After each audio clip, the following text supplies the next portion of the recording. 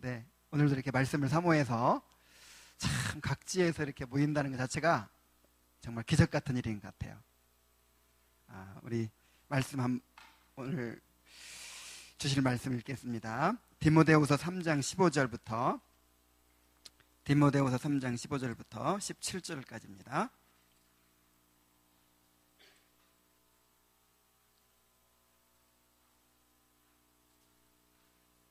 자, 한 목소리로 읽습니다. 디모데후서 3장 15절부터 17절까지. 시작. 또 어려서부터 성경을 알았나니 성경은 능히 너로 하여금 그리스도 예수 안에 있는 믿음으로 말미암아 구원에 이르는 지혜가 있게 하느니라. 모든 성경은 하나님의 감동으로 된 것으로 교훈과 책망과 바르게 함과 의로 교육하기에 유익하니 이는 하나님의 사람으로 온전하게 하며 모든 선한 일을 행할 능력을 갖추게 하려 함이라. 아멘. 우리 잠깐 기도하겠습니다. 우리 청년들을 특별히 사랑하시는 하나님 아버지, 이 타락하고 부패한 시대에도 이렇게 다윗같이 말씀을 사모해서 하나님을 갈망해서 이렇게 하나님을 찾는, 또 말씀을 찾는 귀한 주님의 백성들이 있는 것에 대해서 하나님을 찬양하며 감사드립니다. 오늘도 성경에 대해서 우리가 말씀을 나눌 때 우리 형제자매들의 마음속에 이 성경의 중요성을 분명하게 각인시켜 주시고 성경의 사람이 되기로 결단할 수 있도록 인도하여 주옵소서. 예수님의 이름으로 기도하옵나이다. 아멘. 지난주에 우리가 제1문 공부했죠? 제1문이 인간의 제일 되는 목적이 무엇인가? 뭐라고 그랬어요? 하나님을 영화롭게 하며 그를 영원토록 즐거워하는 것이다. 이것이 우리 인간의 제일 되는 목적이에요. 근데 2문과 3문을 오늘 공부할 거예요. 2문과 3문은 뭐냐면은 우리 인간의 제일 되는 목적이 하나님을 영화롭게 하며 또 하나님을 영원토록 즐거워하는 것인데, 그러면 어떻게 영화롭게 하고 어떻게 즐거워할 수 있죠? 그냥 자기가 생각한 대로 최선을 다하면 되나? 양심에 따라서 뭔가 각자 나름대로 노력하면 되나요? 그렇지 않습니다. 하나님은 성경을 통해서 우리에게 그 길을 제시해 주셨어요. 어떻게 하나님을 영화롭게 해야 될지, 어떻게 하나님을 즐거워해야 될지. 그래서 성경은 인간의 믿음과 행위의 절대적인 기준이 됩니다. 우리 제1문을 한번 2문을 한번 읽어봅시다. 여기 나와 있나요? 지금? 나와 있죠? 한번 읽어보겠어요. 시작. 우리가 하나님 자신에게 어떻게 영광을 돌리고 그를 영원토록 즐거워할 것인가를 지식하고자 하나님은 무슨 규칙을 우리에게 주셨습니까? 네, 답. 시작. 신구약에 기록된 하나님의 말씀은 우리가 하나님께 어떻게 영광을 돌리고 그를 어떻게 지시해 주는 유일한 규칙입니다. 이게 이제 이 번역판에 따라서 조금씩 달라요. 근데 여러분들 스마트폰에 지금 교리 앱 다 설치했죠? 거기에 나오는 것이 더 현대적인 번역이고 더 좋습니다. 그걸로 외우세요. 우리가 어떻게 하나님께 영광을 돌리고 또 그를 영원토록 즐거워할 것인가를 지시해 주시고자 하나님께서 우리의 규칙을 주셨는데, 그 규칙이 어떤 것이라고요? 하나님의 말씀, 곧 성경이라고 그랬어요. 자, 왜 이 성경이 필요한지 한번 살펴보겠습니다. 하나님은 분명한 목적을 가지고 인간을 창조하셨죠. 하나님을 영화롭게 하고 그를 영원토록 즐거워하는 이 목적을 가지고 우리 인간을 창조하셨어요. 그런데 그 목적에 따라 살 수 있도록 그 길도 하나님께서 정하셨어요. 이 굉장히 중요합니다. 목적도 누가 정하시고? 하나님이 정하시고, 그 목적에 따라 살 수 있는 길도 누가 정하시고? 하나님이 정하셨어요. 우리가 하나님을 예배하는 것도 누가 정하셨어요? 하나님이 정하셨어요. 그래서 아무리 예배를 열심히 해도 하나님이 정하신 대로 예배하지 않으면 올바른 예배가 될 수 있어요, 없어요? 없어요. 영과 진리로 예배하라 그랬죠.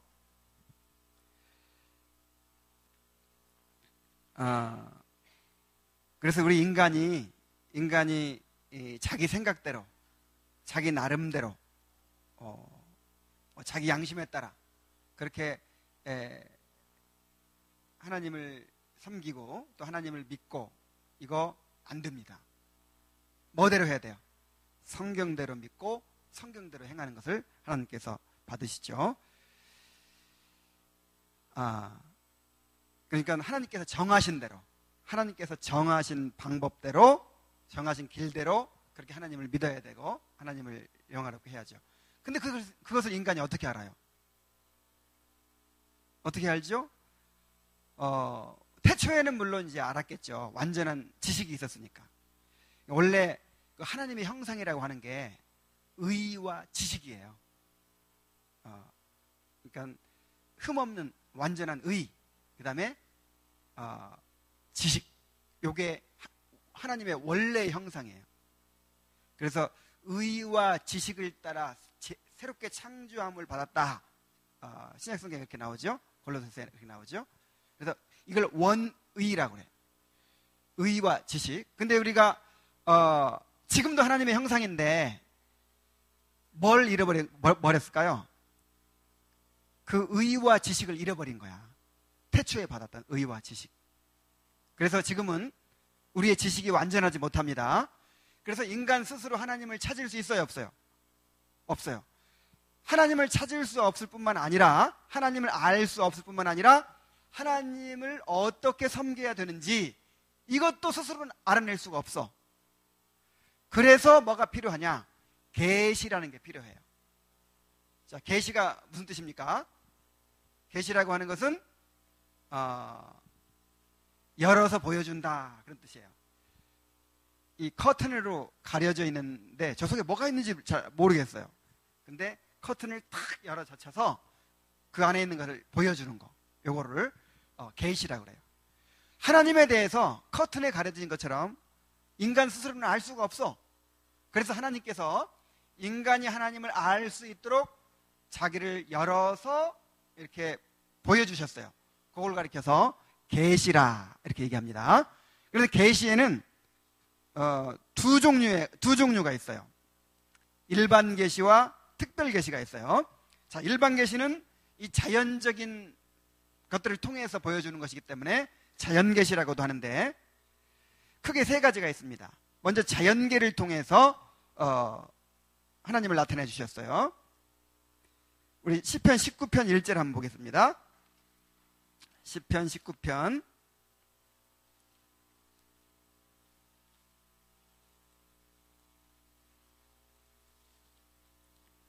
자, 함께 읽어봅시다. 자, 시작. 하늘이 하나님의 영광을 선포하고 궁창이 그의 손으로 하신 일을 나타내는도다. 이 하늘과 이 온 우주 만물은 누가 창조하셨어요? 하나님께서 창조하셨죠? 그래서 하나님의 작품이기 때문에 이 하나님의 작품은 누구를 보여줘요? 하나님을 보여주는 거예요. 어떤 예술가의 작품은 그 작품을 딱 보면 누구를 볼 수 있어요? 그 작품을 만든 그 작가에 대해서 우리가 알 수 있는 거예요. 짐작할 수 있는 거예요. 그래서 이 하늘이 하나님의 영광을 선포한다. 정말 이 우주의 그 광대함과 그 신비를 한번 생각해 보세요. 여러분 지난주 설교할 때 들었죠? 이 지구가 지금 시속 몇 킬로로 돌고 있다고요? 10만 8천 킬로. 10만 8천 킬로로 태양 주위를 막 돌고 있어요. 10만 8천 킬로면 어느 정도 속도가 되지? 오늘 내가 시속 140 킬로를 막 달리는데 날아가는 것 같더라고. 그래서 10만 8천 킬로 돌고 있어. 그리고 이 태양계 전체가 이 은하계를 중심으로 해서 몇 킬로로 돌고 있다고요? 79만 킬로. 시속 79만 킬로 돌고 있어. 자, 이런 식으로 막 수십만 킬로 속도로 막 온갖 별들이 막 돌고 있어. 이 지구상에 있는 모든 바다의 모래, 모든 사막의 모래의 숫자를 합친 것에 몇 배? 10배나 되는 그 많은 별들이 그렇게 엄청난 속도로 막 운행을 하고 있는 거예요. 정확한 궤도를 따라서. 그리고 태양 같은 항성들을 생각해 보세요. 이 끊임없이 그 핵 융합 반응, 그야말로 쉽게 생각하면 그냥 핵 폭발이 계속 일어나는 거야. 거기서 그 중심 온도가 15만 도나 1500만 도나 하는데 1500만 도. 그 에너지가 어디서 와? 그런 별들이 은하계에만 2000억 개 되는 거예요. 그런 항성들이. 그래서 그 은하계가 발견된 것만 1000억 개가 되는 거예요, 지금. 자, 이런 놀라운 우주를 한번 생각해 보세요. 이게 어떻게 저절로 생겨? 어떻게 저절로 움직이고, 에너지가 어디서 와가지고 지금 운행되고 있냐고. 무슨 빅뱅 이론이라는 게 있죠. 어떤 응축된 에너지가 빵 폭발해가지고 태양이 되고 지구가 되고 뭐 이렇게 1000번 만번 양보해가지고 그렇다 칩시다. 그럼 처음에 그 응축된 에너지는 어디서 왔어요? 첫 시작이 있을 거 아니에요. 그 시작이 바로 제일 원인이 바로 하나님이시란 말이에요. 뭘로 봐서 어떤 인격적인 존재라고 우리가 알 수 있느냐면은 이 정확한 질서와 조화. 뭔가 예를 들어서 길거리에서 이걸 주었어요. 그러면 이게 저절로 생겼다고 볼 수 없는 이유가 뭐죠? 바보가 아닌 다음에야 어떤 지성적인 존재가 이렇게 뚜껑이 열리도록 만들고 뭔가 이렇게 구조 자체가 뭔가 이렇게 좀 질서롭고 조화롭고 그렇게 어떤 용도에 의해서 만든 거잖아요. 그래서 이게 저절로 생겨났다 이런 바보는 없죠. 근데 우리 몸의 세포 하나가 이거보다 얼마나 더 정교합니까? 상상할 수 없이 정교해요. 그래서 우리가 어떤 지성적인 존재가 배후에 있고 이 우주를 창조했다 이렇게 믿을 수 있는 거예요. 그래서 이 자연 계시를 통해서 하나님을 알 수 있습니다. 그래서 나중에 이제 심판받을 때 이 자연 계시가 이용이 돼요. 근거가 돼요. 너 왜 하나님을 안 믿었느냐? 하나님이 안 보여서 못 믿었는데요. 뺏기놈! 하나님의 능력과 신성이 그 만드신 만물에 분명히 보여 알게 되나니 그러므로 저희가 핑계치 못할지니라. 로마서 1장 20절에 그 영원하신 신성과 능력이 그 만드신 만물에 분명히 들어있다 이 말이에요. 그래서 정말 양심적으로 보면 그러니까 우리 마음속에 하나님이 있으면 안 돼. 하나님이 있으면 내가 하나님한테 굴복해야 되잖아요. 하나님이 없으면 좋겠어. 하나님을 거부하는 마음, 하나님을 증오하는 마음이 인간의 마음속에 있어요. 그걸 죄성이라고 그래요. 요게 있어서 하나님을 안 믿으려고 하는 거지. 진짜 하나님 믿고 싶은데 이런 마음 가진 사람은요, 자연 만물을 보고도 하나님의 존재를 알 수가 있어요. 자, 그 다음에 인간의 지각과 의식을 통해서 로마서 1장 19절에 보면은 하나님을 알만한 것이 저희 속에 보임이라. 자, 하나님을 알만한 것을 우리 속에 넣어주셨어요. 이게 이제 종교심이라고도 하는데, 심리학적으로는 종교심. 인간에게 종교심이 보편적으로 다 있죠? 배워서 있는 게 아니라 타고나면서 있어요, 다. 그래서 저 아프리카의 미개인들부터 시작해서 저 맨해튼의 초첨단 빌딩에서 일하는 그런 그야말로 하이테크 노동자들까지 종교가 다 있죠. 신을 다 믿죠. 이게 종교심이라고 하는 것은 보편적이라는 거예요. 역사와 또 지역과 모든 걸 초월해서 누구나 인간에게 가지고 있는 보편적인 거예요. 왜냐하면 하나님을 알만한 것이 저희 속에 보임이라. 하나님께로부터 나왔기 때문에 하나님을 찾고자 하는 그런 종교심이 있는 거죠. 그 다음에 로마서 2장 14절 15절은 양심을 가리켜요. 양심. 인간의 양심. 나는 율법을 몰라서 못 지켰는데요. 이렇게 또 이제 변명할 거 아니야. 근데 하나님의 율법 모르는 사람들은 뭐가 율법 역할을 한다 그랬어요? 양심이. 인간의 양심이 그래도 조금 이제 기능은 남아 있어가지고 이렇게 이건 나쁜 짓이야. 이렇게 하면 안 돼. 이런 게 있어요.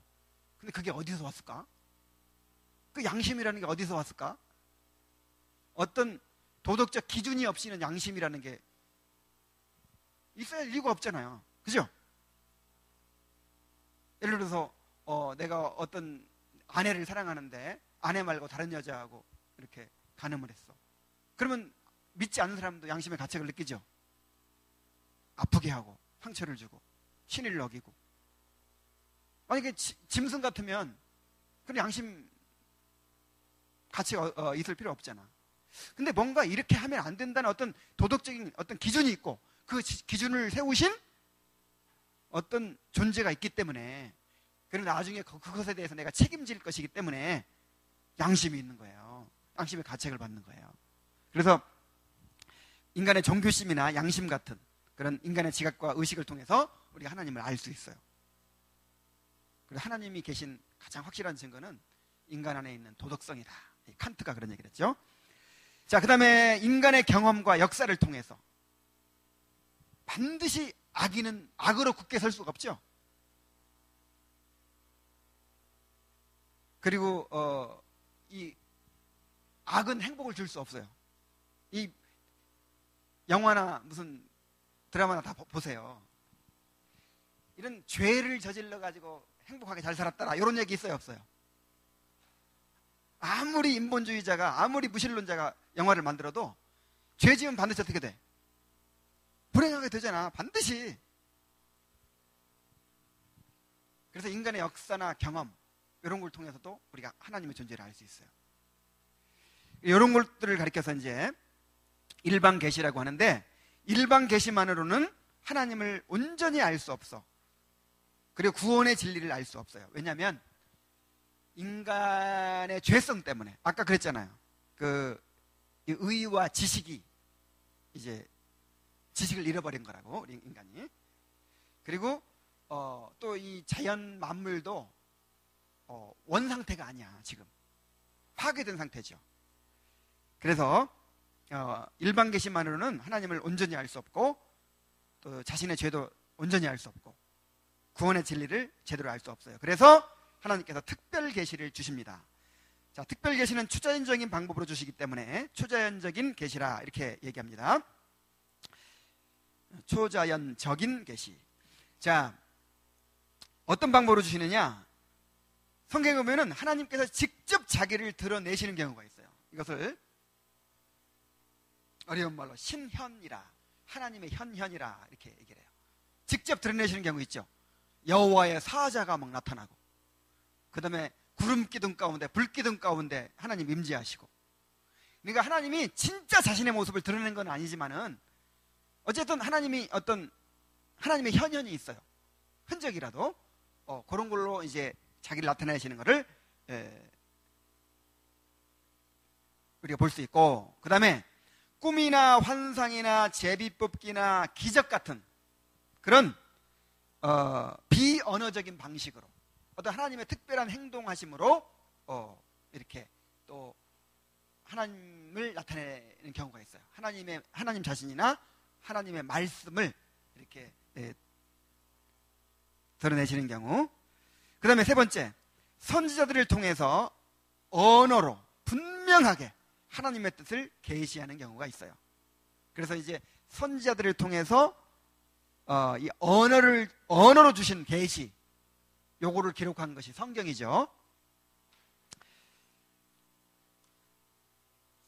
그런데 이제 하나님의 그 현현이나 그 다음에 그 꿈이나 환상이나 기적이나 이런 것들은 이 언어로 주신 계시가 완성되기 전에 임시적으로 주셨던 계시예요. 그래서 성경 계시가 완성된 다음에는 그런 방법으로 주실까요, 안 주실까요? 안 주십니다. 그래서 이제 그런 방법으로 주시는 계시는 그쳤어요. 그래서 지금은 만약에 지금도 내가 환상을 통해서 하나님의 계시를 받았다, 그러면 전부 다 그거 잘못된 겁니다. 이단입니다. 지금도 계시가 계속된다, 그러면 그게 무조건 이단이에요. 이제 계시는 이 성경으로 완성된 거예요. 그래서 지금은 하나님께서 자기를 드러내실 때, 그 다음에 우리가 어떻게 하나님을 믿어야 될지, 어떻게 행해야 될지 하나님께서 주시는 그 진리를 깨닫고자 할 때 어디로 가야 돼요? 성경이 기준이 됩니다. 성경의 유일한 규칙이라고 하는 것은 세 가지 사실을 전제로 하는 거예요. 첫째는 성경의 무호성입니다.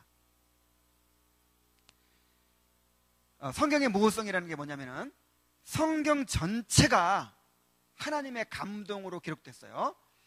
디모데후서 3장 16절에 아까 읽어봤죠. 모든 성경은 하나님의 감동으로 되었다. 자, 모든 성경이라고 할 때 그 범위가 어디서부터 어디까지일까요? 글자 하나하나가, 문자 하나하나가, 그리고 그 내용이, 그 목적이, 하여간 전체가 다 하나님의 영감으로 기록된 말씀이에요. 그런데 성경에는 오류가 있어요, 없어요? 실수가 있어요, 없어요? 없습니다. 그래서 그거를 가리켜서 무호성이라 그래. 이거를 2000년 기독교 역사에서 계속 그렇게 믿어왔어요. 그렇게. 이것이 역사적 정통신앙이고, 특별히 우리 개혁주의 신학의 입장이에요. 그런데 이제 19세기 들어서 이 과학 문명이 발달하면서 인간들이 이 이성에 대해서 과신을 하기 시작했어요. 야, 우리 인간이 신대륙을 발견하고, 인간이 무슨 증기선을 이렇게 만들어내고, 화약을 만들어내고, 그 다음에 무슨 엔진을 만들어내고, 기계를 만들어내고, 산업혁명이 일어나고, 막 이런 것들을, 인류 과학의 진보를 경험하면서, 야, 우리 인간의 이성이 정말 위대하다, 우리 인간은 정말 위대하다, 그래가지고 인간의 이성에 대한 이제 이런 맹신이 생겨나기 시작했어요. 그래가지고 성경도, 옛날에는 성경은 우리가 믿어야 할 신앙의 대상인데 이것을 인간의 이성으로 분석하기 시작했어. 그래서 어떻게 6일 만에 이 세상을 창조하냐, 신화다, 신화. 그래서 이성으로 이해가 안 되는 거는 다 신화.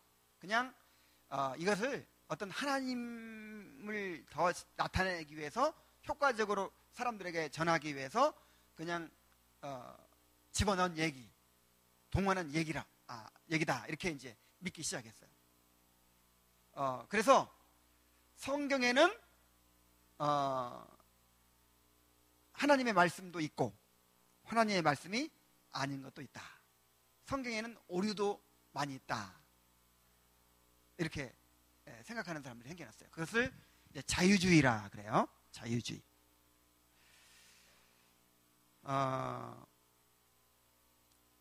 지금 우리나라에는 그래도 비교적 이 보수적인 신앙을 가진 사람들이 많아요. 세계적으로도 아주 특이한 현상이에요, 우리나라 사람들은. 근데 불행하게도 저 유럽이나 특히 유럽 쪽에는 성경의 무호성 믿는 사람이 드물어요. 극히 드물어요.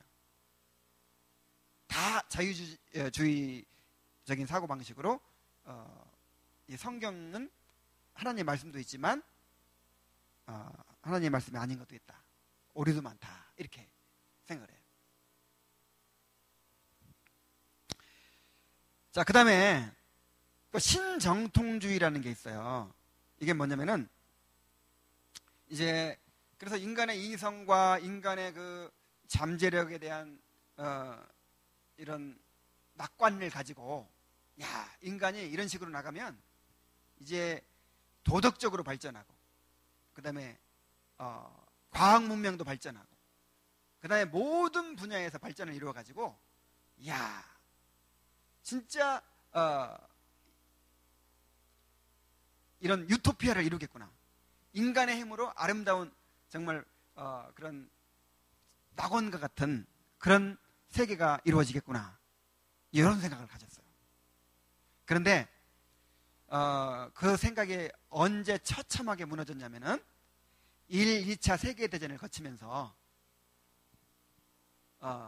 여러분, 인간이 그렇게 발전을 이루어가지고 기껏 한 일이 뭐예요? 대량 학살이에요. 전쟁이에요. 결국 인간의 이 죄성을 해결하지 않는 한, 인간은 아무리 과학이 발달해도, 아무리 풍요해져도 절대로 유토피아는 이루어질 수 없어요. 절대로 인간의 힘으로 세상이 좋아질 수 없어. 그래서 이제 이 칼 마르트 같은 사람들이, 아주 위대한 신학자 중에 하나인데, 이 자유주의는 기독교에서 정통적으로 본질적으로 이제 제시하고 가르쳐온 중생, 회심, 그 다음에 성화, 죄에 대해서, 인간의 부패성에 대해서, 또 하나님의 구원에 대해서, 이게 기독교의 본질이죠. 이걸 버려버린 거야. 이런 게 중요한 게 아니고, 인간의 삶을 어떻게 하면 더 도덕적으로 더 향상시키고, 어떻게 더 인권을 향상시키고, 어떻게 더 살기 좋은 사회를 만드는가, 이게 원래 이 성경의 목적이고 예수님의 목적이고 이 신앙의 목적이 목적이었다. 그렇게 이제 주장하고 그렇게 했는데, 그래서 점점 노력하면 그렇게 될 줄 알았는데 이게 아니라는 걸 이제 깨닫게 된 거죠. 그래서 역시 인간은 죄인이고, 그래서 구원받아야 할 존재고, 또 우리 인간의 근본 문제 해결은 하나님과의 관계에 있고, 이런 이제 기본적인 것들을 다시 이렇게 붙잡기 시작했어요. 그러나 이제 그 자유주의와 이 정통 신앙 이 사이에 뭔가 이렇게 접점을 찾고자 했어요. 그래서 이제 생각해낸 것이 뭐냐면, 그래서 나온 것이 뭐냐면 신정통주의라는 거야. 신정통주의의 주장은 뭐냐? 이게 객관적으로 하나님의 말씀은 아니야. 이 성경이 그냥 객관적으로 하나님의 말씀은 아닌데, 하나님의 말씀에 대한 증거물이에요.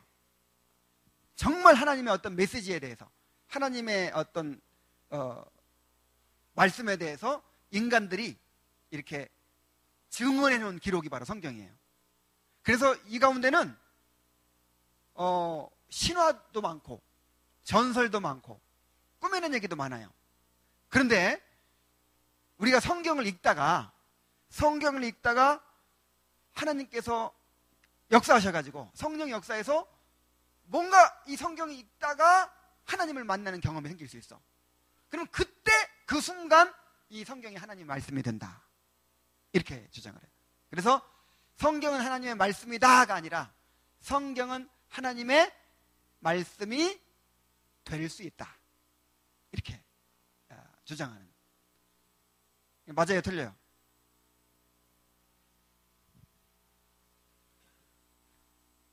이 장신대에서 주로 이 바르트 많이 배우는데,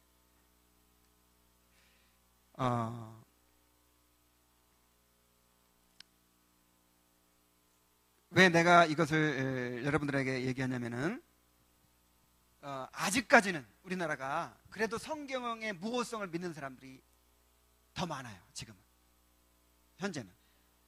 그런데 전 세계적으로 보면요, 성경의 무호성을 믿는 사람이 기독교인들 가운데 많지 않아요. 소수예요. 그래서 앞으로 계속해서 이런 자유주의의 물결이, 현대주의의 물결이, 신정통주의의 물결이 이제 이 교회를 휩쓸 거예요. 앞으로 엄청난 이 공격이 이제 다가올 거예요. 그래도 여러분들 정말 철저하게 이 성경 중심의 신앙을 확립하지 않으면 신앙 잃어버릴 수밖에 없어요. 그래, 이것을 철저히 해야 됩니다. 예수님께서 뭐라고 하셨죠? 우리가 이 성경이 정확무오한 오류가 없는 하나님의 말씀이라고 인정하는 이유가 뭐예요, 여러분? 왜 그렇게 믿어요? 목사님이 그렇게 가르쳐서? 이 성경이 왜 오류가 없다고 믿죠? 말 못하잖아. 근데 이제 막 그 사람 그 자유주의자들이 그냥 대충 주장하는 게 아니고 이 학문적인 인간의 어떤 철학, 이 고도의 학문적인 논리를 가지고 그렇게 주장을 한단 말이에요. 그런데 어떻게 그걸 방어할 수 있겠어요? 자, 우리가 왜 성경이 하나님의 말씀인 것을 믿죠? 예수님께서 그렇게 믿으셨어요. 주장하셨어요. 율법의 1.1획이라도 없어지지 아니하고 어떻게 하리라?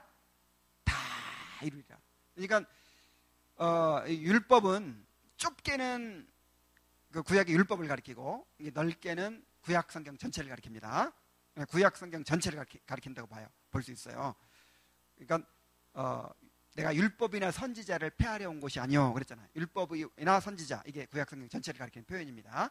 그 다음에 이제 범위를 더 좁혀서 이제 또 율법에 대해서 말씀하셨죠. 자, 율법이나 선지자를 폐하러 온 것이 아니다.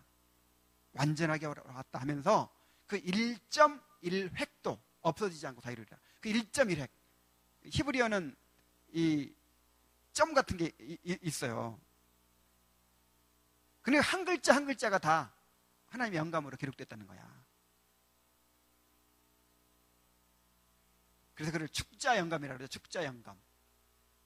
자, 영감을 믿으세요. 축자 영감. 완전한 영감.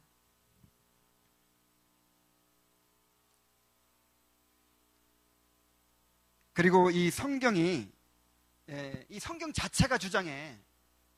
이 성경에 보면은 하나님이 말씀하시되 여호와께서 가라사대, 이게 구약 성경에 보면 3,800회가 나와요. 성경 스스로 이 성경은 다 순전하다, 이 성경은 거짓이 없다, 다 거룩하다, 오류가 없다 스스로 주장해 성경이.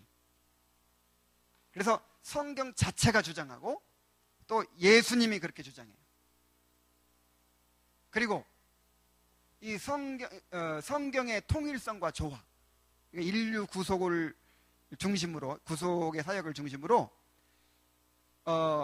맨 처음에 쓰여진 책이 3,400년 전에 쓰여졌어요. 맨 나중에 쓰여진 책이 한 AD 100년 이전에 쓰여졌어요. 그럼 몇 년간에 쓰여졌죠?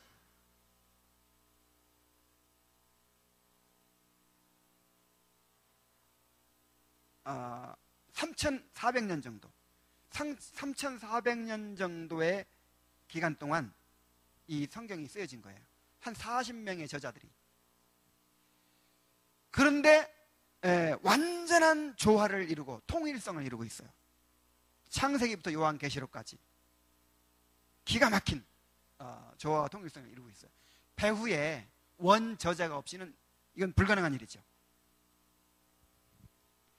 그리고 뭐 예언의 성취 같은 거, 얼마나 예언이 많아요.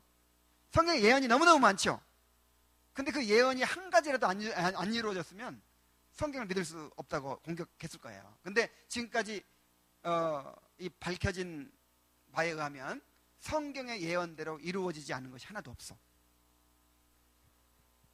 예수님이 이 성전이 무너질 텐데 돌 위에 돌 하나도 참놓이지 아니하고 다 무너질 것이다. 아무리 심하게 파괴돼도 돌 위에 돌 하나 딱 쌓여진 것도 없이 파괴될 거라는 거야. 근데 나중에 실제로 그렇게 됐어요. 그 예루살렘 성전의 가치를 높이기 위해서 그 안에 금을 넣었어. 이 돌 위에 돌을 쌓을 때마다. 근데 그거 캐내가려고 돌을 다 쪼갠 거야, 이렇게. 그러니까 돌 위에 돌 하나 참놓인 거 없이 다 무너졌어요. 우리가 예언의 성취를 공부해 보면은 바벨론에 대한 예언, 또 무슨 이런 로마에 대한 예언, 또 그 세계 대제국대의 일어남과 무너짐의 그런 예언들이 얼마나 정확하게 이루어지는지 놀라지 않을 수 없어요. 그 모든 예언이 성취됐다는 거. 그 다음에 또 성경의 영향력, 성경의 그 교훈의 그 위대함, 이런 거 한번 생각해 보세요. 만약에 성경이 하나님의 말씀이 아니다 그러면 이 성경 스스로 이것은 하나님의 말씀이라고 주장하고 무호성을 주장하고 있기 때문에 성경보다 거짓말이 가득한 책이 없어요. 그죠? 성경보다 거짓말이 가득한 책이 없다니까. 그런데 이 성경을 통해서 얼마나 사람들이 변화가 일어납니까? 감화가 일어납니까? 그래서 하나님을 안 믿는 사람들도 이 성경은 좋은 책이라고 생각하잖아요. 그죠? 하여간 이런저런 이유들로 인해서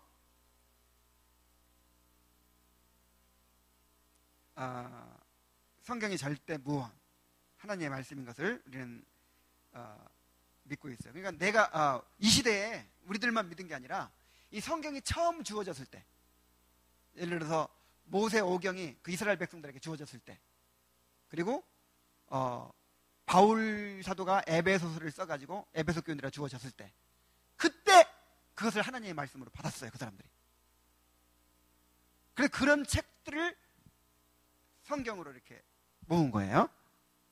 그렇게 당시 그때 주어진 그 하나님의 백성들이 성경 말씀으로 받아들여서 그렇게 믿었던, 그리고 사도나 선지자가 기록한, 그리고 또 영감성이 증명되는 그런 책들이 바로 이 성경으로 이제 확정된 거죠. 자, 그것에 대해서는 나중에 별도로 한번 공부해 봅시다. 그래서 하나님께서 우리가 어떻게 하나님을 영화롭게 하고 하나님을 즐거워하는 삶을 살 수 있느냐 하는 그 규칙을 이제 이 성경을 통해 주셨는데, 그렇게 이 성경이 규칙이 된다고 하는 것은 바로 성경이 무호하다는 전제가 있다 이 말이에요. 성경의 무호성. 성경이 틀린 것도 있으면, 하나님의 말씀이 아닌 것도 있으면 어떻게 이것을 기준으로 삼겠어요? 그렇죠? 자, 두 번째, 성경의 명료성입니다. 명료성. 성경은 누구나 믿고 순종할 수 있도록 분명하고 확실하게 기록되어 있어요. 절대로 모호하지 않아요. 사람에 따라서 해석이 달라질 수 있는 것이 아니에요. 예를 들어서 어떤 시를 감상하거나 아니면 그림을 감상할 때 사람에 따라 해석이 다 달라요. 그렇죠? 감동받아요. 그리고 나름대로. 근데 그게 문제 돼요? 안 돼요? 안 돼요. 만약에 꼭 요렇게만 해석해라, 요렇게만 감동받아라, 이것이 중요하다면 그 작가가 그걸 써놨을 거예요. 근데 일부러 그런 거 안 써요. 보는 사람에 따라서 얼마든지 주관적으로 느끼고 감동받고 유익을 얻으라는 거죠.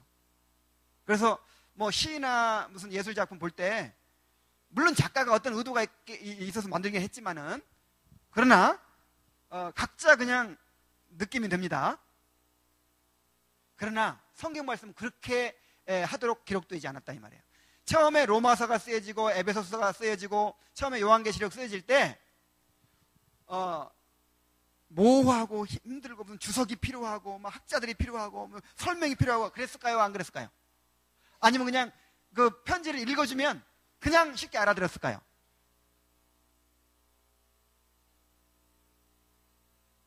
그때는요, 읽어주는 게 설교예요. 그래서 요한계시록 1장 2절에 이 예언의 말씀을 읽는 자들과 듣는 자들과 그 가운데 기록한 것들을 지키는 자들이 복이 있다고 할 때, 읽는 자가 뭘 가리키느냐? 오늘날의 설교자를 가리키는 거예요. 이제 이 예언의 말씀이 각 교회로 주어지죠. 이 편지가 주어졌어요. 예를 들어서 이 에베소 교회에 보낸 편지가 에베소 교회에 도착했어. 그러면 에베소 교회만 읽는 게 아니야. 회람서신이야. 다 돌려가면 읽는 거야. 모든 교회가 다. 그러면 이제 말씀 시간에 어떻게 하는지 아세요? 그 에베소를 그냥 읽어요. 나 바울은 에베소 교회 성도들에게 편지하노니, 참 요한계시록이구나. 뭐 이렇게 뭐 하여간 바울 서신이도 요한계시록을 읽어요. 그러면 그게 설교야. 물론 한두 마디 덧붙일 수도 있지만 조금 덧붙이는 거예요. 왜 읽는 게 설교죠? 그냥 알아들어. 명확하게 모호하지 않아. 편지였다니까. 그냥 알아들을 수 있어. 누구나 읽고 이해하고 순종할 수 있도록, 뭐 사람에 따라 해석이 달라지지 않도록 명확하게 명제적으로 그렇게 기록됐어요. 근데 우리는 지금 좀 어렵지 않습니까? 어려울 수밖에. 2000년이라는 그 문화적 역사적 공백이 있기 때문에. 우리는 당시 살지 않았었잖아요. 여러분 한 20년만 지나도 이 언어 자체가 확 달라지는 거 알아요? 20년 전 사람이, 만약에 20년 전에 이제 외국 나가서 한국을 전혀 접해보지 않은 사람이 한국에 딱 왔다. 그러면 여러분들이 하는 말 알아들을 수 있을 것 같아요? 왕따가 어떻고, 열공해라 무슨. 그 여러분들의 언어 막 문자 보내봐. 막 크크 막 해가면서 뭐 유유 해가면서 해봐. 그거 알아들어 못 알아들어. 그리고 여러분들도 20년 전에 사용하던 언어들을 만약에 그 당시 언어로 이렇게 얘기하면 알아듣지 못할 거예요. 근데 20년도 아니고 200년도 아니고 몇 년?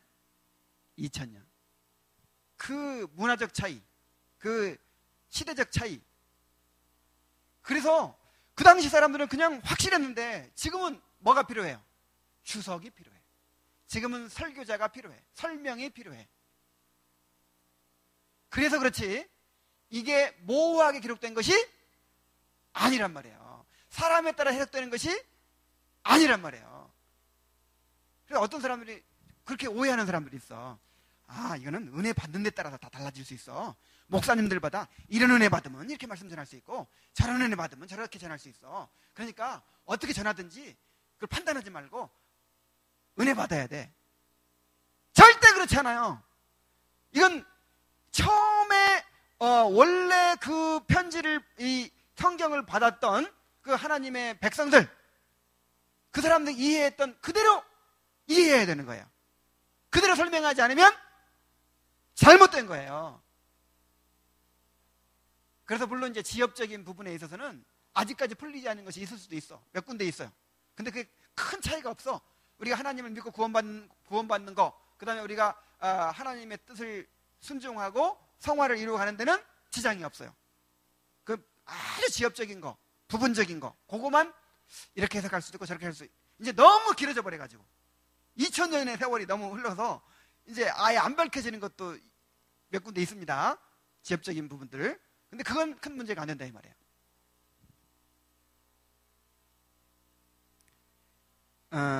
그래서 이 성경은 명료한 하나님의 계시다. 그리고 여러분들이 몰라서 그렇지, 아직 공부를 안 해서 그렇지, 계속 배워가면 이보다 더 확실한 메시지가 없어요.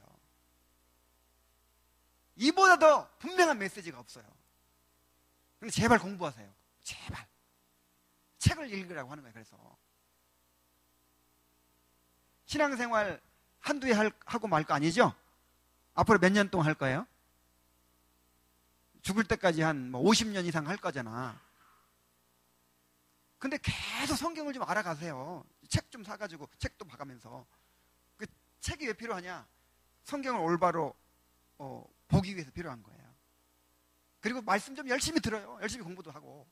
그래가지고 여러분들이 지금은 항상 모호한 것 같고 그렇지만 이제 이런 식으로 공부를 계속 하잖아요. 소유로 문답 공부 막 이렇게 계속 하잖아. 여러분들 내가 예언을 할게요. 예언. 앞으로 5년만 지나보세요. 여러분들에게 정답이 있어요. 누가 어떤 문제에 대해서 물어보든지 그것에 대해서 딱 얘기해 줄 수 있는 그런 게 갖춰질 거예요. 5년만 청년예배 다니세요. 시집가지 말고 장가가지 말고. 정말 이 예배만 지속적으로 참석하고 읽으라는 책만 읽고, 이렇게 해도 당장은 안 되겠지만 한 해, 두 해 쌓여가면서 여러분 정말 할 말이 생겨요. 딱 답을 가지고 있어요. 진리가 딱 정립이 되는 거예요. 그러니까 물론 체험도 중요하고 실천도 중요합니다. 그런데 그런 것이 나를 지탱해 주지 않아요. 내 신앙을 지켜주지 않아요. 교리가 있어야 돼요. 자, 그 다음에 세 번째는 충족성입니다. 충족성. 성경은 우리가 하나님을 믿고 순종하는 데 필요한 지식을 얻기에 충족하다는 거죠. 우리 계시록 22장 18절 19절 한번 보겠습니다.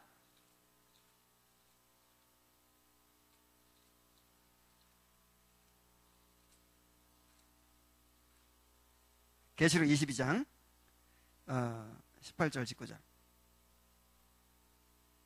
내가 이 두루마리의 예언의 말씀을 듣는 모든 사람에게 증언하노니 만일 누구든지 이것들 외에 더하면 하나님이 이 두루마리에 기록된 재앙들을 그에게 더하실 것이요, 만일 누구든지 이 두루마리 예언의 말씀에서 제하여 버리면 하나님이 이 두루마리에 기록된 생명나무와 및 거룩한 성의 참여함을 제하여 버리시리라.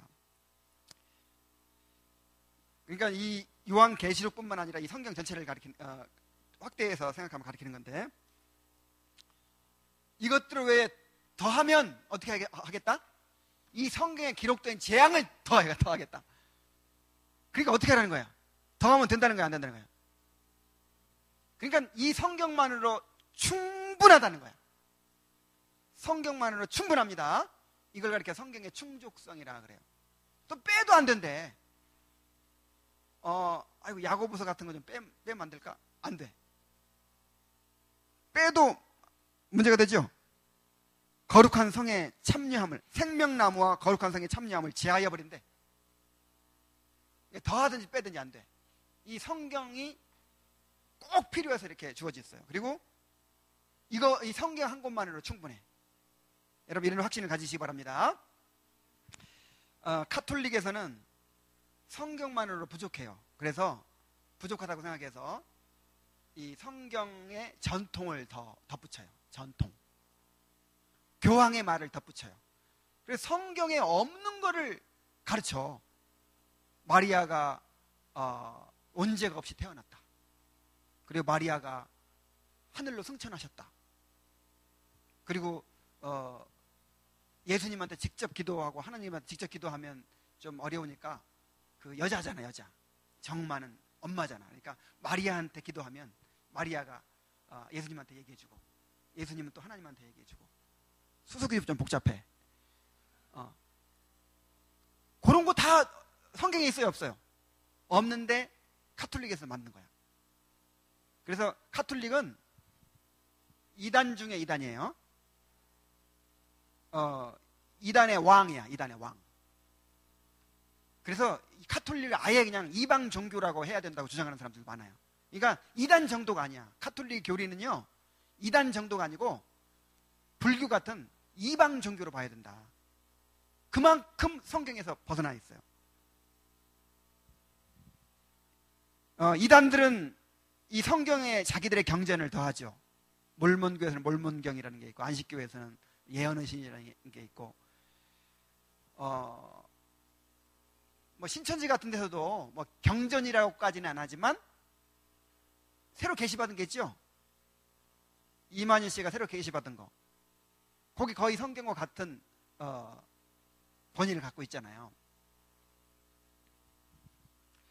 또 자유주의자들은 성경만으로 부족해. 인간의 이성적인 어떤 과학적인 그런 연구, 이런 거를 이제 덧붙여요. 이게 있어야 우리가 완전한 신앙을 할 수 있다. 그 다음에 신비주의자들, 이런 사람들은 인간의 체험을 또 우위에 둬서 성경이 없어도 내가 체험한 거, 또 내가 내가 본 환상이라든지 무슨 계시라든지 뭐 이런 거를 또 근거를 둬. 그래서 휴거 주장했던 그런 사람들, 뭐에 근거를 뒀죠? 성경에 1990 몇 년이야? 그때 98년이던가? 처음에 98년 10월 22일 날 온다고 성경이 없죠? 근데 뭐에 근거해서 그렇게 믿었어요? 환상 받잖아. 계시 받잖아. 계시 받았잖아. 그런 거에 근거해가지고 이제 믿고 행한단 말이에요. 그래서 지금도 하나님께서 말씀하신다. 직접 말씀하신다. 지금도 하나님께서 뭐 계시를 주신다. 무조건 이단입니다. 그래서 요즘 뭐 두란노에서 나온 책이든지 예수 전도단에 나온 책이든지 뭐 하나님의 음성 듣기, 뭐 하나님의 음성 듣는 훈련, 뭐 예언자 학교 이런 것도 있어. 이렇게 침묵 기도를 통해서 계속 하나님의 음성에 귀 기울이면 하나님이 말씀해 주신다는 거야. 그래 말씀 듣고 은혜 받고 눈물 흘리고 막 그거 전부 다 잘못된 거예요. 더 이상 직접 계시가 없어요. 그리고 이제 요즘에 인본주의에 휩쓸리다 보니까 성경의 충족성을 믿지 못하는 것 중에 하나가 뭐냐면은 심리학을 의존하는 거예요. 상담, 무슨 심리 이런 거. 여러분 우리가 하나님을 영화롭게 하고 하나님을 즐거워하는 데 필요한 규칙이 성경이죠. 그런데 심리 상담 무슨 이런 곳이 있어야 도움이 되나요? 그런 것이 있어야 더 하나님을 잘 믿을 수 있나요? 하나님과 관계를 더 바로 할 수 있나요? 어떻게 생각하세요? 그런 생각 가지는 사람들이 성경의 충족성을 안 믿는 거예요. 이걸 잘 구분해서 한번 생각해 보세요. 필요 없다는 게 아니야. 필요해. 예를 들어서 내가 우울증 걸렸다. 목사도 우울증 걸릴 수 있어요. 우울증 걸려서 너무너무 심하게 고생한다. 그럼 어떻게 해야 돼? 신경정신과 가가지고 우울증 약 먹어야 돼. 왜냐하면 이게 여러 가지 이제 원인으로 올 수 있거든요. 호르몬의 어떤 내분비계의 어떤 그런 작용이라든지 어떤 뭐 육체적인 문제라든지 아니면 정신적인 충격이라든지 뭐 여러 가지로 올 수 있거든요. 그래서 이것도 육체적인 질병과 똑같아. 그래서 때로는 상담도 받아야 될 필요가 있기도 해. 근데 이거 구분해서 생각하라고요. 내가 하나님을 더 잘 믿고 또 하나님과 관계를 더 바로 하고 하나님의 사랑을 깨닫는데 요것이 있어야 더 유익하다. 요것이 더 필요하다. 이렇게 생각하면 이건 잘못된 거라 이 말이에요. 내가 우울증을 고치고 내 잘못된 습관을 고치고 요런데 유익을 줘요. 도움이 돼. 근데 신앙에 도움이 된다. 이건 잘못된 거란 말이야. 이렇게 생각하면 돼. 예를 들어서 약국이나 병원이 자 성경만 있으면 약국이나 병원 필요 없나요? 약국이나 병원도 하나님께 주신 것입니다. 그래서 우리가 병 들면 어디 가야 돼요? 약국 가고 병원 가야 되죠? 그런데 약국이나 병원이 있어야 내 신앙이 더 좋아질 수 있다. 이렇게 하면 말이 돼야 안 돼요? 그거 안 되는 거야. 이렇게 생각하라고요. 무슨 심리 상담이니 내적 치유니 이런 것도 정말요 이 엉터리가 많고 이 성경에서 어긋난 게 많지만 정말 성경적으로 잘 사용해서 우리의 문제를 해결할 수 있어. 문제를 도움을 받을 수 있어. 근데 문제 도움 받는 거하고 내가 하나님과의 관계가 더 좋아지는 거하고는 별개란 말이에요. 자, 아직도 못 알아듣는 사람이 있는 것 같아요. 자, 그래서 마치 오늘날 이 교회 안에 심리학이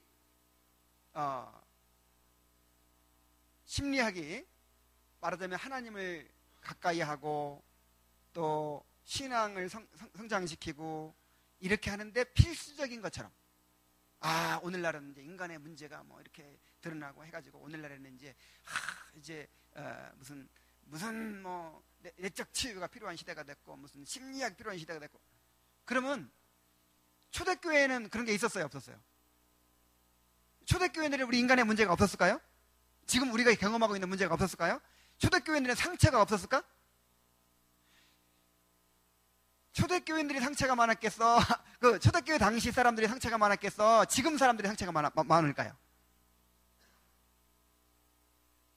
그때는 인권이라는 게 없잖아. 그냥 부모가 자식을 죽여버려도 상관없어.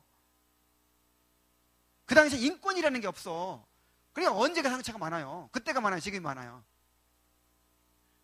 진짜 내적 치유 많으니까 꼭 그게 있어야만 하나님을 더 잘 믿을 수 있다면 초대교회에 예수님께서 내적 치유 만드셨을 거야.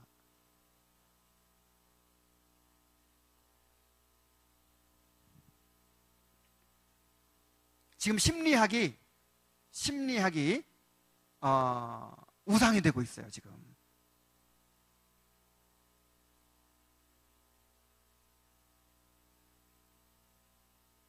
마치 심리학이 우리 신앙을 더 좋게 해줄 것처럼, 상처를 치유해야 무슨 신앙이 더 좋아진다, 막 이런 식으로.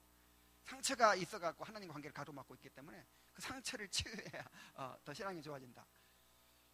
그러니까 상처를 치유해야 내가 더 편안해지고 관계를 잘 맺을 수 있고 내 문제를 해결할 수 있다. 이건 맞는 말이라니까.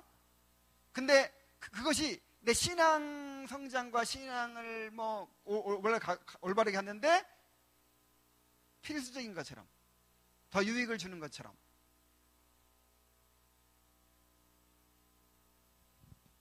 자, 귀 있는 자는 잘 알아들으세요. 이거는 정말 그걸 우상으로 삼는 것이고 성경의 충족성을 믿지 않는 것입니다. 더 예를 한번 들어볼게. 어떤 사람은 잘 보세요. 이런 말이 있죠. 어떤 사람은 그 부모에게 상처를 너무 많이 받아가지고, 그러니까 하나님을 믿는데 지장이 있는 거예요. 그러니까 부모가 나를 이렇게 막 학대하고 나를 막 그런 상처가 있기 때문에 하나님에 대해서도 그걸 투사해가지고 하나님도 신뢰하지 못하고 하나님의 사랑을 잘 못 느껴져. 그래서 이 상처를 치유해야만 이제 하나님과 관계를 올바로 할 수 있다. 이렇게 이제 이런 논리가 있죠.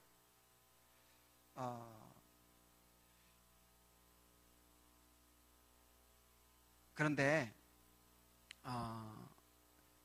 그게 바로 성경의 충족성을 믿지 않는 거고 심리학을 우상으로 삼는 거라니까.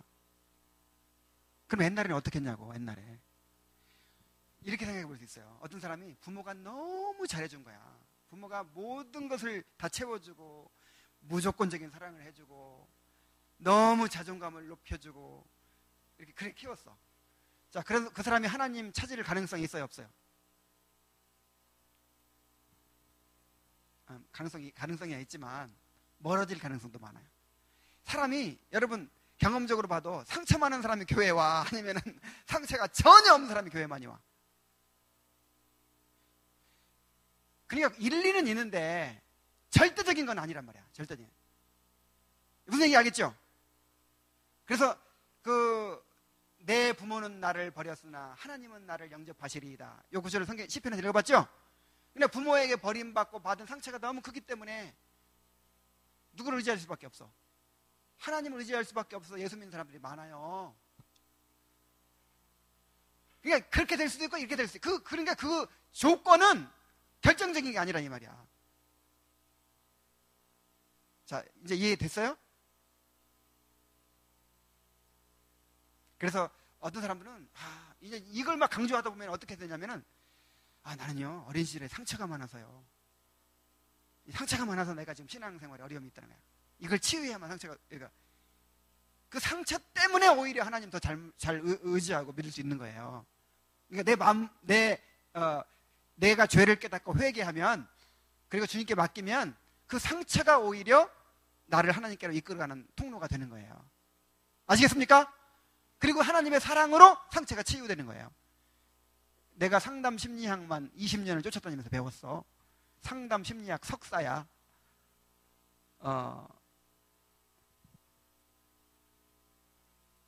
자, 이건 이 정도 해두죠. 그래서 종교개혁자들이 크게 외친 표어가 뭐냐면은 오직 성경이에요. 오직 성경. 우리 시편 19편 7절로 10절 한번 같이 읽어봅시다. 시편 19편 7절로 10절.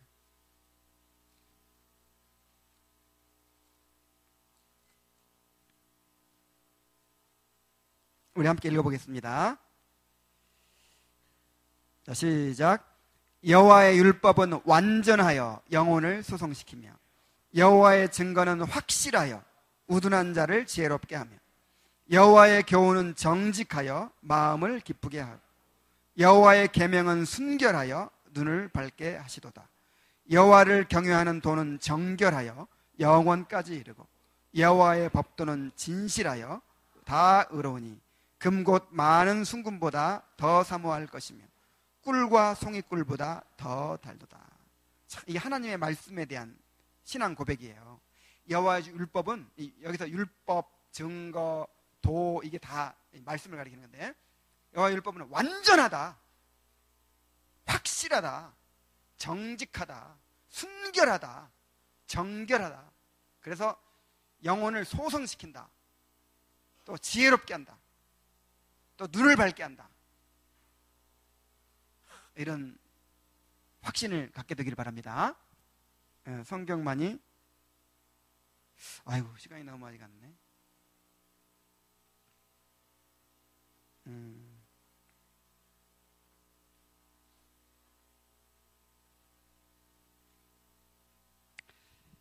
자, 제 3문 성경이 가장 중요하게 가르치는 것은 무엇입니까? 우리 한번 읽어봅시다. 시작. 사람이 하나님께 대하여 어떻게 믿어야 할 것과 하나님께서 사람에게 요구하시는 의무에 대한 것입니다. 이게 언제 만들어졌죠? 웨스트민스터 소요리 문답이?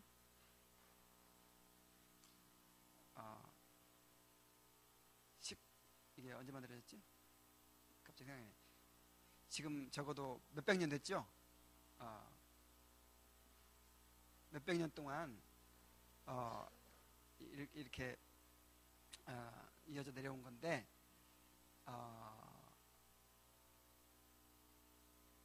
이게요 그냥 처음 봤을 때는 뭐 이렇게 어려운 말로 했나 아니면 이게 뭐 좀 특별한 말인가 그렇게 생각될 수 있어요. 근데 이거를 외워보세요. 외우고 이대로 기억하려고 노력해보세요. 이게 진짜 너무 확실하게 어떤 목적을 가지고 기록해 놓은 거예요. 그래서 인간의 목적은 하나님을 영화롭게 하고 그를 영원토록 즐거워하는 거죠. 근데 그렇게 할 수 있도록 주신 규칙이 뭐예요? 그렇게 할 수 있도록 그 규칙을 지시하시고자 주신 것이 성경이죠. 그래서 성경의 내용은 뭐냐? 두 부분으로 딱 돼 있다 이 말이에요. 어떻게 돼 있어요? 하나님에 대하여 어떻게 믿어야 할 것, 이걸 복음이라고 할 수 있어요. 복음. 그 다음에 하나님께 사람에게 요구하시는 의무, 이건 율법이에요. 성경은 두 부분으로 되어 있다. 하나님께 대하여 어떻게 믿어야 할 것, 또 하나님께서 사람에게 요구하시는 의무, 이 두 가지로 나눌 수 있어요. 그래서 이걸 외우세요. 그래서 사람들이 물어보면은 성경의 내용이 뭐야?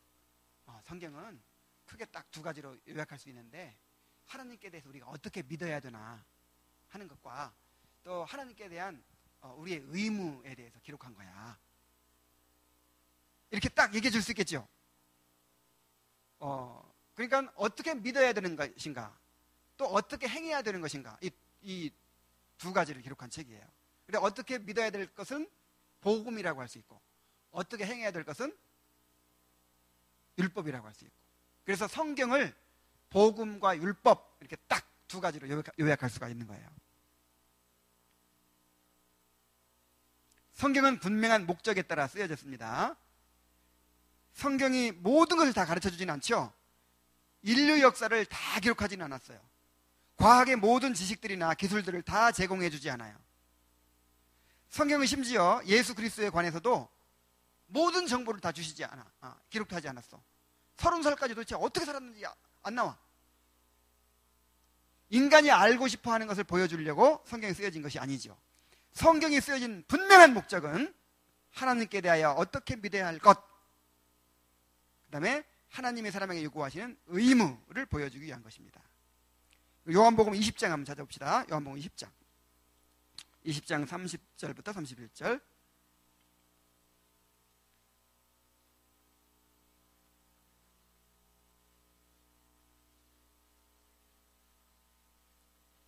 자, 한번 읽어봅시다. 시작.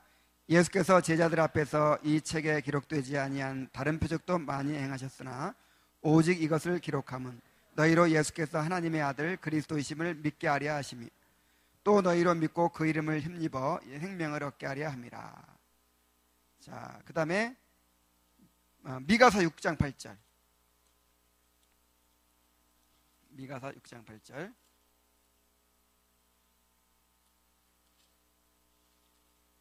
자, 한번 읽어봅시다. 시작.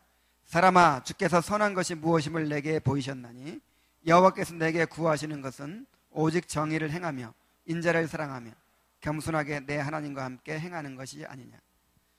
자, 이 두 가지 요약된다는 거죠. 그러니까 예수님께서 행하신 모든 것을 다 기록하지 않았어요. 그 중에서 특별한 목적을 위해서 선별해서 기록한 거예요. 그러니까 이 성경 기록할 때 성령의 감동하심을 입은 성경 기자들이 분명한 목적에 의해서 분명한 의도를 가지고 그 단어를 거기다 배치시키고 그 사건을 거기다 배치시키고 표현도 그렇게 하고 이렇게 한 거예요. 그래서 이 성경 그대로를 우리가 보는 게 굉장히 중요해요.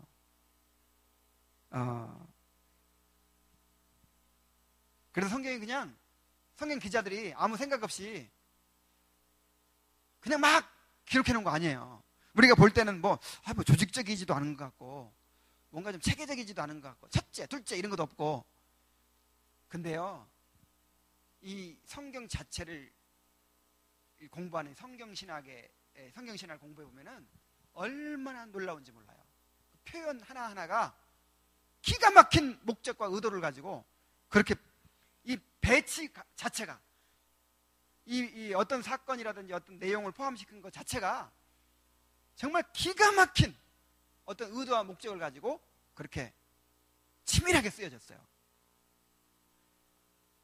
근데 이것을 기록한 목적이 두 가지로 요약된다고 했죠. 자, 그런데 이 성경의 지식은 모든 참된 지식의 근본이 됩니다. 잠언 1장 7절에 여호와를 경외하는 것이 지식의 근본이거늘 미련한 자는 지혜와 훈계를 멸시하느니라. 잠언 9장 10절에 여호와를 경외하는 것이 지혜의 근본이요 거룩하신 자를 아는 것이 명철이니라 그랬어요. 성경은 우주에 존재하는 모든 것이 하나님에 의해 창조되었다고 말합니다. 그러므로 어떤 지식도 성경의 지식이 기초가 되지 않으면 진정한 지식이 될 수 없어요. 예를 들어서 어떤 사람이 자연과학을 연구해요. 천문학을 연구하고. 근데 이것을 창조하신 분이 누구죠? 하나님이죠. 근데 이 하나님께서 말씀하신 이 성경을 알지 못하고 그걸 연구한다면 얼마나 참 헤매겠어요. 그리고 제대로 알지도 못하겠죠. 인간에 대해서 공부하는 의학, 무슨 심리학 이런 것도 인간을 창조하신 하나님에 대한 지식을 모르니까 프로이트 같은 사람 그냥 괜히 막 이런 소리 저런 소리 헛소리하고 막. 그 지금 믿지도 않아요. 프로이트는 오늘날 물론 이게 골수 프로이트 주의자들도 있지만은 이제 다 이 심리학자들도 이 무신론자들도 인정하지 않아. 근데 그거를 교회 안에 들여와 가지고 프로이트 심리학으로 내적 치유를 하고 막 그래요. 왜 그 사람들이 올바른 걸 찾지 못하죠? 그래 프로이트 심리학이 나왔어. 그러면 이건 너무 부정적으로 보고 이건 너무 결정론적이다. 그래가지고 그걸 반발해가지고 또 인본주의 심리학이 또 나와. 그럼 그거에 또 비판하고 또 다른 심리학이 나와. 그래서 나온 그 심리 치료 방법이 300가지가 넘어요. 근데 다 완전하지 못해. 배워보니까 끝도 없고 다 그냥 답답해. 이것도 전부가 아니고 저것도 전부가 아니고. 그래서 책 한 권만 읽은 사람이 제일 무서운 사람이에요. 그거 한 권만 딱 읽으면 이야 프로이트, 이야 칼 융, 이게 전부인 줄 알고 막. 근데 다 배워보면요 다 아무것도 아니야. 왜냐하면 하나님을 모르니까. 다 헤매다가 봉사 문고리 잡듯이 장님 코끼리 뒷다리 만지듯이 그렇게 다 써놓은 거예요. 철학도 마찬가지고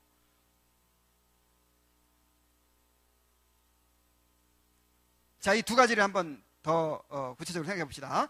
성경은 하나님에 대하여 어떻게 믿어야 할 것을 가르쳐 줍니다. 이게 이제 소위 요리문답 1번부터 38문까지의 내용이에요.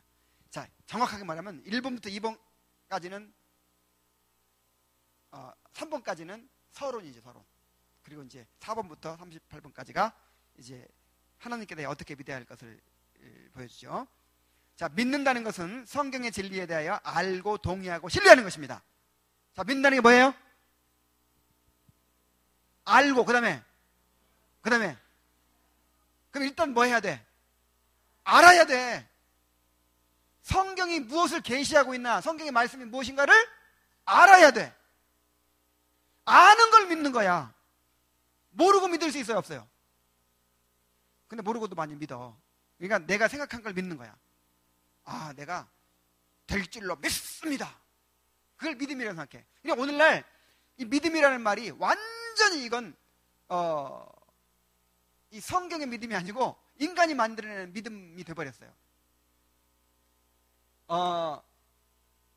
내일 체육대회 하는데 하나님 내일 좋은 날씨를 주세요. 내일 비가 안 오게 해줄 줄로 믿습니다. 근데 기도하고 나니까 비가 안 올 것 같은 믿음이 막 생긴 거야.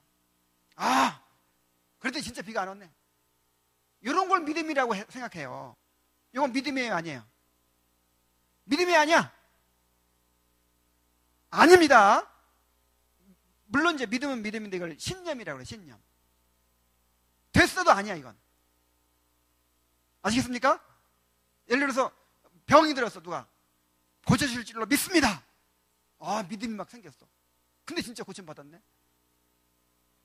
자, 요거 성경에서 말하는 믿음이에요, 아니에요? 아닙니다. 자, 믿음으로 기도하라 그랬죠? 그것은 믿음으로 기도하라는 게 뭐예요? 이 사람 하나님 언제 데려가실지 우리가 알 수 있어요, 없어요? 없어. 그러나 이 사람을 하나님께서 합력하여 선을 이루시고 돌보시고 섭리하시고 가장 좋은 것을 주실 것을 우리는 확신하는 거예요. 요게 믿음이지. 이게 성경에 약속된 것이기 때문에, 계시된 것이기 때문에. 그러나 지금 이 사람이 나을지 안 나을지는 우리는 간절히 간구는 하지만은 알아 몰라. 알 수 있어, 없어? 없잖아.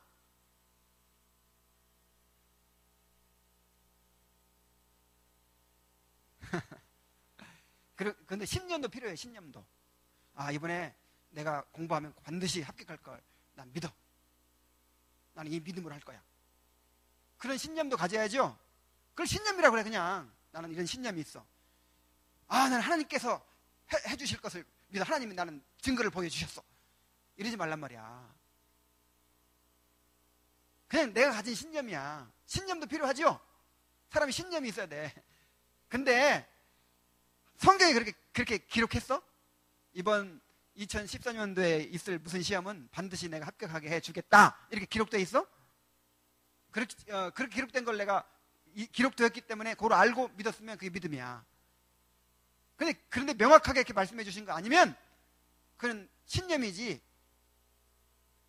성경에서 말한 믿음이 아니란 말이에요. 아시겠습니까?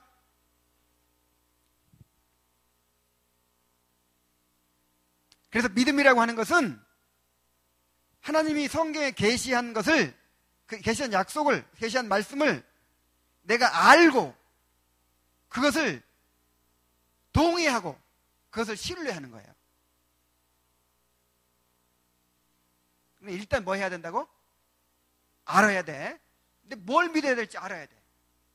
뭘 믿어야 할지 말씀을 하나도 모르고 교리는 하나도 모르고 내가 생각해낸 걸만 믿는 거야. 내가 생각해낸 걸 믿는 거야. 그거는 내가 가진 신념이지. 자, 그 신념은 기독교인이나 불신자나 똑같아. 아시겠습니까? 물론 이제 나는 하나님을 의지하는 사람이니까 더 강한 신념을 가질 수도 있겠죠. 근데 믿지 않는 사람들도 그런 신념을 가지고 해가지고 된 사람 많죠? 그럼 그 사람도 그럼 하나님이 이루어주신 거야? 물론 하나님이 이루어주신 거지. 그 사람도 이 성경의 믿음으로 된 거야? 아니잖아.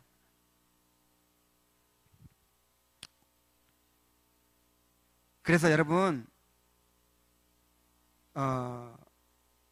성경이 가르치고 있는 것 이외에 어떤 것도 믿음의 요소로 받아들여서는 안 됩니다. 꿈이나 환상이나 계시나 아니면 내가 마음속에 떠오르는 생각이나 어떤 것도 그것을 믿음의 내가 하나님께 대한 신앙으로 그렇게 믿음으로 생각해서는 안 되는 거예요.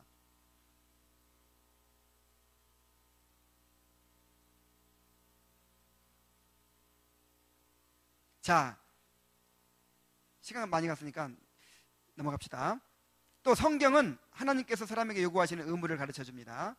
우리는 하나님의 피조물이기 때문에 하나님께 마땅히 순종해야죠. 오직 성경만이 우리 행위의 절대적인 기준이 될 수가 있습니다. 그런데 중생한 자만이 온전한 믿음을 가질 수 있고 또 온전한 순종을 할 수 있어요. 그 믿음이라는 거는 그래서 내가 만들어내는 게 아니라 하나님께로부터 오는 거예요. 아시겠습니까? 하나님이 우리한테 계시를 주고 근데 성령을 통해서 우리를 중생하게 하셔서 믿음을 갖게 만들어 주시는 거예요. 그래서 순종도 우리가 하나님의 말씀에 순종하는 것도 중생한 사람만이 성령에 의해서 온전한 순종을 할 수 있는 거예요. 로마서 8장 7절에 육신의 생각은 하나님과 원수가 되나니 이는 하나님의 법에 굴복지 아니할 뿐 아니라 할 수도 없습니다. 그래서 하나님께서 우리가 순종할 수 있는 사람이 되게 해주시기 위해서 거듭나게 하시는 거죠.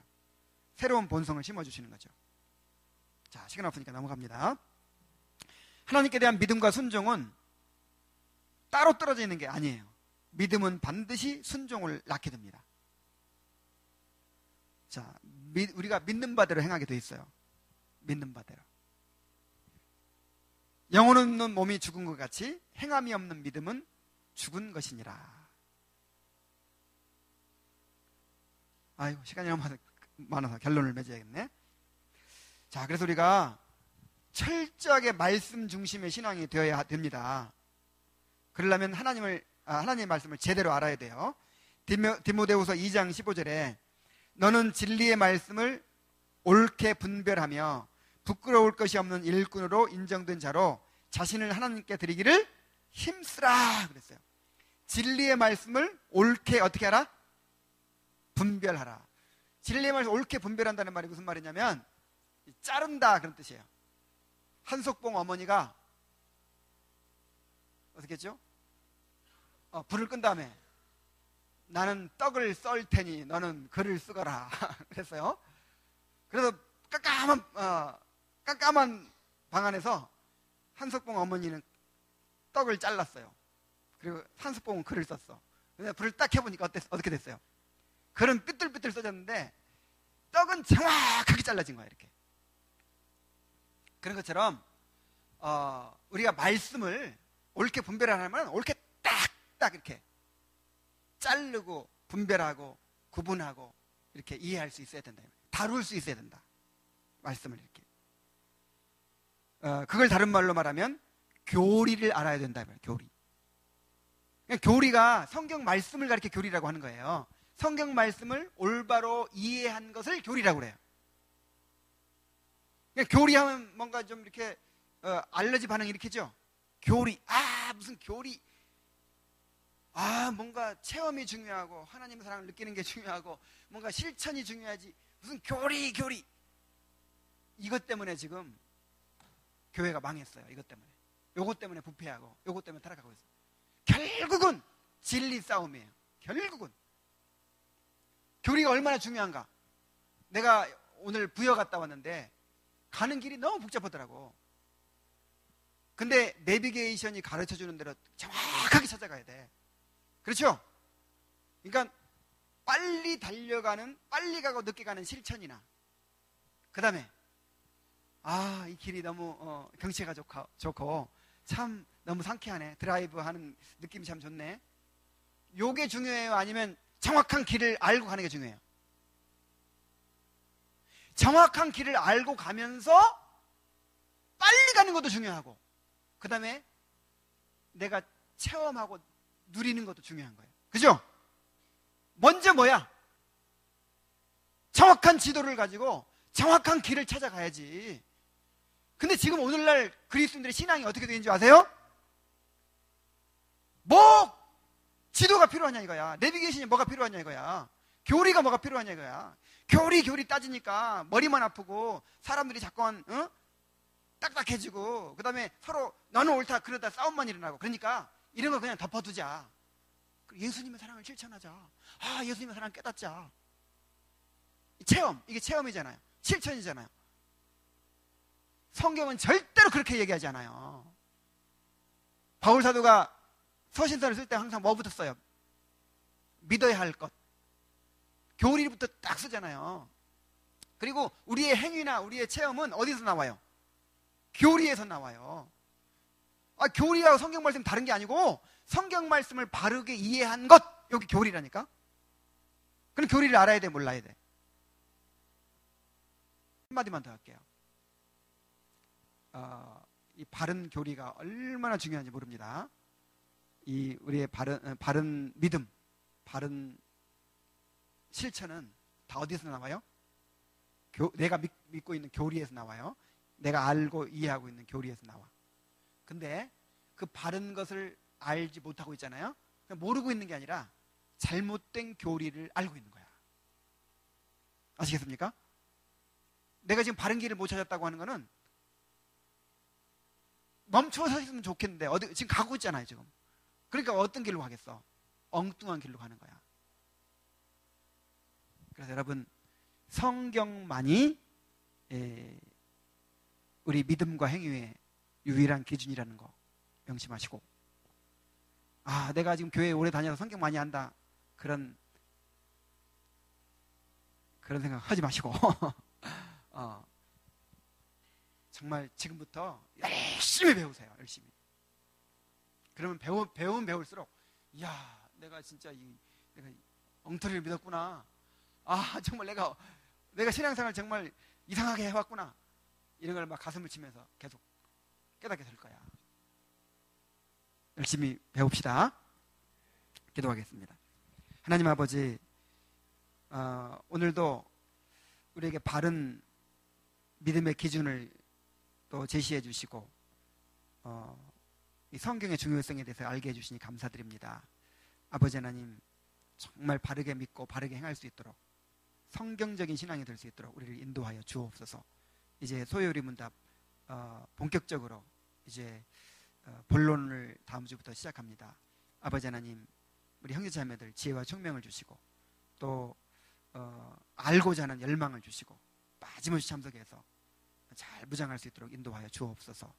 예수님의 이름으로 기도하옵나이다. 아멘.